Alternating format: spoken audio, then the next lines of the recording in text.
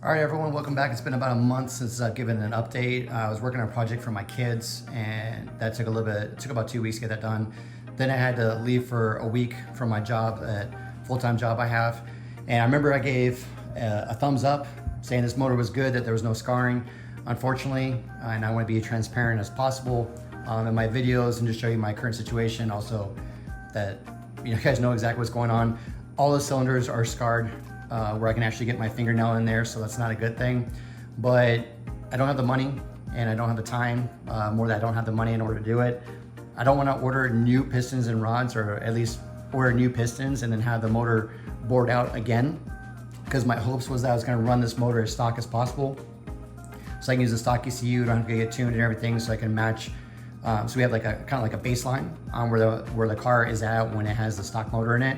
But when I was looking at the cylinders, they were all scarred. So what I ended up doing was I honed them out as best I can. I ordered new main bearings and new rod bearings, so that's all new in the bottom end. And then when it was late at night, I was putting the pistons back in after I honed the cylinders out. And that little voice in your head that tells you to stop and not keep on going, I didn't listen to it, and I ended up breaking the second ring. I think I was on cylinder 4, so I ended up having to buy new rings. Again, not having the money. I just ordered a couple sets just in case if I need to change them all, at least 4 pistons out, but I only have to change out 1 because I broke it. So once I re-got the rings over there on the ring grinder, then I was able to put the motor back together as best I could. Put the cams back in, put the stock intake manifold on, put the stock exhaust manifold on, put the motor in time. So now I think, and with the new oil seal in here, I remember I kept on saying that the oil seal behind the main crank gear right there, it keeps leaking, but I think I figured out what was wrong with it. I think when I was putting the seal in, there's a drain on the front of the oil pump that goes back into the oil pan. I think it's for the main number 1, that the oil pressure, if it comes out there, or if there's too much oil pressure in the oil pump, I think it drains back in the oil pan there. So I think I had it on too tight or too much in there, and it was blocking that hole, therefore the oil was trying to come through the seal. So I sanded down very nice, very, very soft, the front of the new oil pump gear, put the new oil seal in there, make sure it was nice and smooth so the seal's not catching on anything. And that's what we're gonna do. So the motor, we can say it's a little bit damaged, but I put it back the best I could. Put everything back on, and now what we're getting ready to do is, now that the motor's together, I'm gonna end up putting on the engine hoist. Gonna put the flywheel and clutch back on, which are in good shape. Gonna put it all complete back in the car over there. And then also, once we get the motor and everything running, you can see this is one of the rear end I was gonna change out in the car. So you can see here that this is an LSD, according to my friend Corey, who helped me research the markings on the front of the rear end, because we were gonna, if it wasn't, we were gonna actually weld it all up inside, make sure that it's a solid diff. So when it goes in the car will be able to get sideways pretty easy. So that's the plan, but after we took the cover off, find out we don't have to. So I wanna start the part 2, saying the motor's back together. We're gonna run it the way it is. I put everything back stock as best I can. We're gonna get rid of some of this coolant feed lines and everything, because we don't wanna do all that. Where I live, it's already plenty hot. Even now in October, it's still hot. We're not gonna need any additional help getting the throttle body hot or anything like that. So we're gonna cap all this off here in just a little bit. I went and got new fittings to go in the turbo, because we're gonna run a different new turbo down there, because the old one blew a seal and I think it needs to be rebuilt, but I'm not gonna do that right now. But I got new fittings that need to go in the motor. It will go in the motor. And if you guys already caught on, yes, I forgot to put the caps back on my camshaft, so I have to take the covers back off, the valve covers back off, put those covers back on, because I had the motor, the crank was out of timing when I put the cams on. And once you put the cams on, obviously the valves are pushed down and you can't turn the crank over, because then it'll hit the valves. So very gently, I took the cams back out, put the motor in time, put them back in, and in my haste to get stuff done, I forgot to put those covers back on the cams. So I'll put those back on here before I put it in the car. And obviously they're right there, pretty obvious that I need to get that done. So let's cut the video there, and then I'm gonna get the motor, the flywheel clutch back on the motor, and then get ready to put the motor back in the car. All right, talk to you guys soon. All right, we got the flywheel and the clutch back on the motor. I spent way too much time trying to find the, what was that thing called? Clutch alignment tool and I ended up just doing it by sight. Spent way too much time trying to do that because of course my garage, if you guys have seen my videos, that it's pretty messy right now. It's on my to-do list to clean up the garage. But anyway, let's get right back to it. Clutch and flywheel are on. You can tell that the motor is sitting in the car. And lessons learned for all you that are going to try to do this. You see this thing right here? That right there? So it's from a local hardware store, Harbor Freight, and it works pretty good. That I just had it wrapped around the motor, and then I had the motor sitting right here. But the problem is that when you use this thing, right? Let me show you what I did. Right? You usually put one end through the other end like that, right?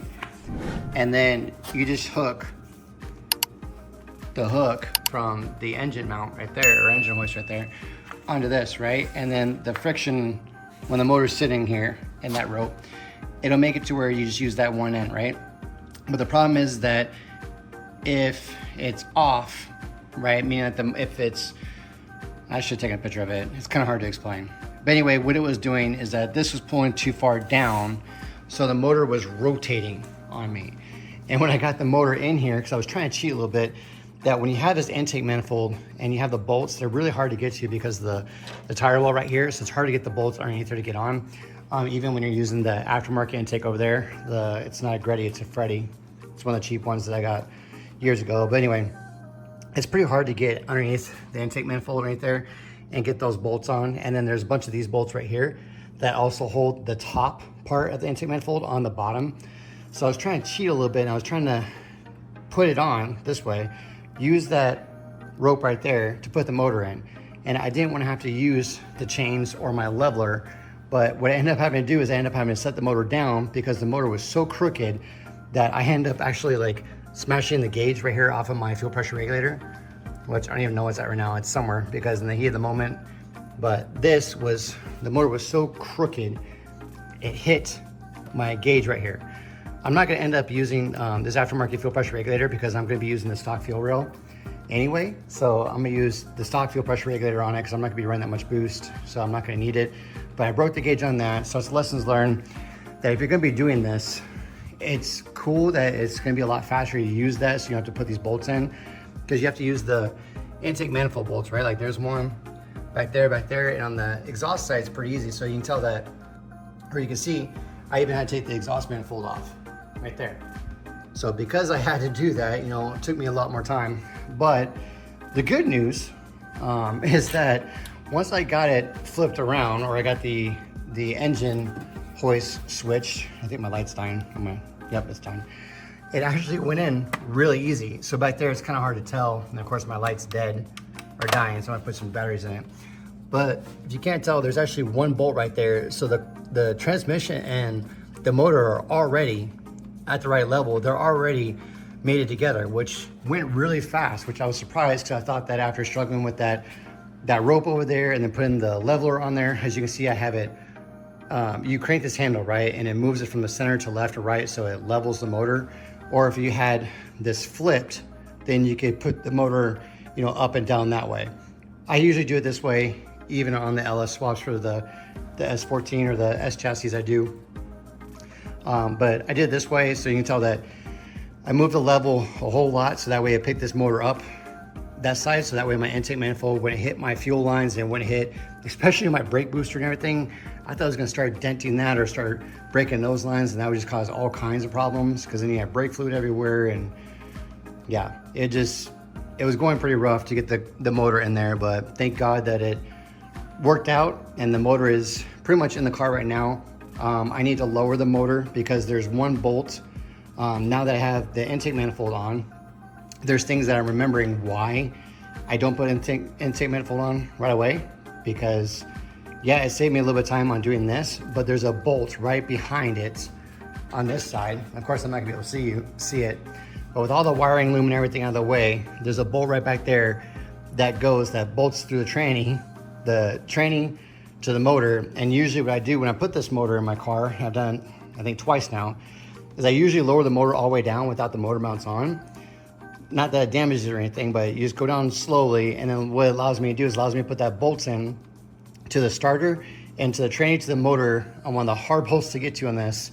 But now that I have the intake manifold on, it's gonna be really hard to get to that bolt now. So I'm hoping I can do that. But at the same time, if I have to go under the car and try to reach up through there with maybe a long extension and swivel socket, maybe I'll do that.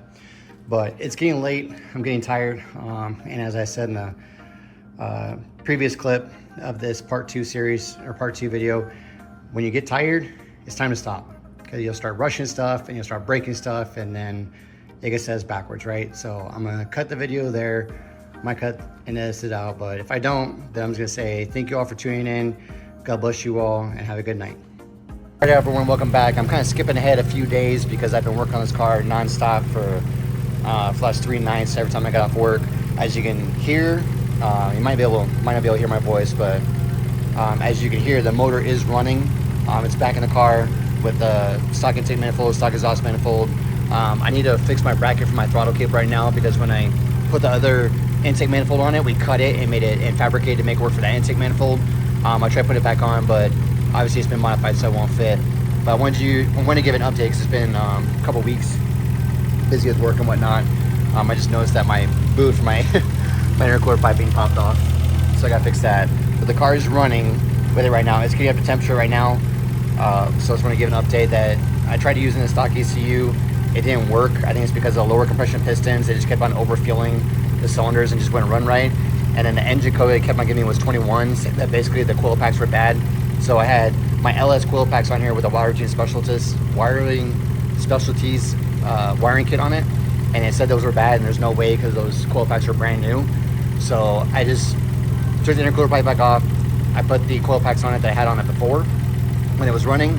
I put those on there. I put the aftermarket ECU, as you see the vacuum line. It was running this way underneath the fender and inside the cabin all the way across the inside. So what I'm gonna do is I'm gonna push it right through to the firewall. There's like a little grommet right there where the electrical goes through. So I'm gonna run that vacuum line through there to make a lot shorter run. And then we're gonna have to test drive it here in a minute. I'm just checking all the fluids. I did get the aftermarket turbo put on, and I got all the intercooler piping. Like I said, everything's done on the car, and now I just have to drive it and tune it. Once it gets up temperature though, I have to check the timing, make sure timing looks good. My the moon crest on the CAS broke off, so I guessed on how to put the CAS back in there to make it line up, and the car's running. I'll have to check the timing here in a minute once it gets up temperature, make sure that's all set before we actually go drive it.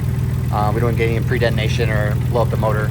But quick update real quick on this part 2. Motor's in, car's running, check on the fluids, doing leak tests. Like I said, I kind of think it's funny that boot that just blew off or fell off or whatever, so I have to fix that real quick. But there's the update. We'll get you back in the car when I'm running and driving here in a minute.